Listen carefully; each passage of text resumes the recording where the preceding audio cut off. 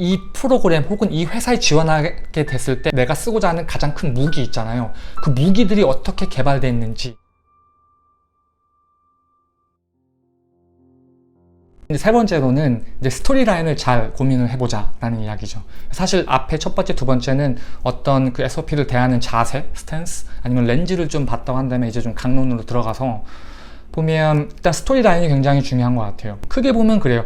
단락과 단락이 연결될 때 어떤 강조점으로 어떻게 그 흥미와 어떤 그 스토리라인이 패스되고 어떻게 마무리되고 다음 단락으로 넘어가고 다음 단락으로 넘어가고, 그래서 어떤 시간 순서 이런 것보다도 내가 emphasize 하고자, 내가 강조하고자 하는 그런 어떤 이슈에 맞춰가지고 그 이슈들이 어떻게 개발되는지, 어떻게 발전해 나가는지 그 시퀀스에 맞춰서 문단을 쪼개고 이것들을 패스해서 점점점 디벨롭해 나가는 거죠, 아이디어를. 그래서 맨 마지막에는 내가 왜 이 학교에 갈 수밖에 없는지, 내가 이 회사에 갈 수밖에 없는지, 내가 뽑아달라는 게 아니야, 내가 왜 갈 수밖에 없는 이유를 설명하는 거예요. 무슨 말 이해되시나요?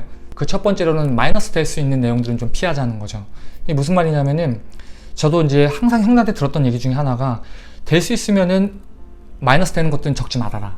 항상 좋은 점을 강조하고 마이너스 되는 점이 있다 하더라도 플러스의 에스펙트로, 플러스의 관점으로 봐서 이것들을 스토리를 전개해 나가라, 이런 식으로 이야기를 해 주셨거든요. 예를 들면 이런 거예요. 저 같은 경우는 제가 다른 비디오에서 언급했듯이 전 학점이 굉장히 안 좋았어요. 막 춤추러 돌아다녀가지고 학교를 제대로 막 안 나가고 그래가지고 막 대출해주고 이래서 학점이 별로 안 좋았는데, 어쨌든 뭐 설계 스튜디오는 열심히 했어요. 근데 이제 SOP에 저는 굳이 명시를 했어요. 왜냐면 제가 학점이 안 좋았기 때문에 그것들을 좀 명시적으로 제가 언급할 필요가 있어서 제 개인적 생각으로는 그런 전략을 펼쳤는데, 이제 이런 식으로 이야기를 했죠. 일단 학비도 벌어야 되고, 또 미국 사람들이 돈이 약하니까 학비도 벌어야 되고, 그 다음에 뭐 생활비도 혼자 스스로 조달해야 돼서 학교 일에 포커스하기보다는 일을 좀 동시에 같이 해서 일하느라 공부를 많이 집중하지 못했다. 그러나 덕분에 이 일 때문에 내가 이런 관심사가 생기고 이런 것들이 생겨서 너희도 내 이력을 봤듯이 이러한 결과물들을 만들어냈고, 이것들이 이런 것들을 열어줘서 내가 여기까지 올 수 있게 됐다. 그래서 지금은 그때 내가 충분히 공부하지 못했던 부분들을 더 집중하고자, 내가 더 확실한 나의 미래 비전과 나의 공부에 대한 열정, 패션이 여기 있으니까 나를 뽑아달라, 기회를 달라, 약간 이런 식으로 끌고 간 거죠, 스토리라인을. 어쨌든 부정적인 것들은 안 적는 게 일반적으로 좋다라고 이야기를 하니까 될 수 있으면 피하는 게 여러분들도 좋으실 것 같아요. 그리고 그 두 번째는 제가 아까 앞에서 살짝 명시했듯이 그 스토리라인의 단락을 어떤 사건 순서대로 쓰는 것보다 이 프로그램 혹은 이 회사에 지원하게 됐을 때 내가 쓰고자 하는 가장 큰 무기 있잖아요. 그 무기들이 어떻게 개발됐는지, 그 흥미와 그런 나의 어떤 그 열정들이 어떻게 개발되면서 어떤 결과물들을 낳는지에 더 포커스를 해가지고 단락들을 구성하는 게 좀 더 좋지 않나라고 생각을 해요. 물론 이제 이거를 시간 순서대로 푸는 사람들도 있고 뭐 한데, 일단은 그 포인트, 어떻게 보면은 시간 순서는 우리가 읽기 편하지 그 리뷰하는 사람들은 그거 별로 관심 없거든요. 그 사람들이 관심 있는 거는 과연 이 학생이 누구냐, 이 뽑아야 돼 말아야 돼, 이 사람이 누구냐, 우리 직원으로 뽑아야 돼 말아야 돼, 이게 포인트예요. 이게 궁금한 거니까 그 부분에 포커스를 맞춰가지고 글을 전개해 나가야 된다는 거죠. 그리고 그 다음 세 번째로는 이제 펀치를 날리자인데, 이게 무슨 말이냐면은, 저는 SOP 버전이 막 30몇 개까지 쭉 왔어요, 버전이. 왜냐면 이제 계속 오랫동안 준비를 했기 때문에 한 30몇 개 버전을 보면서 제가 이제 가끔가다 후배들이 이제 도와달라고 하면 제 버전을 쭉 보고 딱 뽑아서 이런 식으로 한번 해봐, 저런 식으로 한번 해봐 이러는데, 제가 그것들 과정을 통해서 제 스스로한테 발견한 게 뭐냐면은, 이 영어로서 문장을 쓸 때는, 여러분들 뭐 공부 많이 해보신 분들은 이제 아시겠지만, 그러니까 영어랑 우리말은 좀 생각하는 게 좀 달라요. 가령 이런 거죠. 제가 예를 들면 회사에 가서, 저 과장님, 제가 사실 어머님랑 같이 살고 있는데 어머님이 아프세요. 월요일날 아무도 집이 없어서 제가 병원에 모셔다 드려야 돼요. 그래서 월요일날 좀 늦게 출근해도 될까요? 이게 어떻게 보면 우리나라 어떤 문화에 맞는 어법이잖아요. 근데 뭐 여러분도 아시다시피 영어는 반대인 거 아시죠? 그래서 먼저 얘기해야 돼요. 내가 월요일날 늦게 출근할 거야. 왜냐면 엄마를 병원에 데려다 줘야 되거든. 지금 엄마랑 같이 살고 있는데 우리 엄마가 아파. 이런 순서대로 이야기를 하잖아요. 그런 것처럼 펀치를 먼저 날려야 된다는 거죠. 그래서 제가 SOP를, 물론 여러분들 이것도 잘 고민하셔야 되는 게, 가령 이런 거예요. 좀 더 이제 유학 쪽에 포커스를 맞추면은 PhD나 덕터럴 디그리 준비하시는 분들, 혹은 마스터 중에서도 약간 포스트 어드밴스드 마스터라든지 아니면 일반 마스터라든지 혹은 배첼러 다 다르거든요. 그래서 웹사이트에 들어가셔가지고 얘네들이 뭘 요구하는지를 봐야 돼요, 명확하게. 그래서 어떤 연구라든지 무엇을 연구한다고 친다면 그 연구에 맞춰서 어떤 준비를 했다고 이제 보여줘야겠죠. 아니면은 여기서 너희가 어떤 형식으로 자라왔는지 좀 설명을 하면은 약간 좀 거기도 좀 유하게 그 스토리 라인에 맞춰갖고서 풀 수 있겠죠.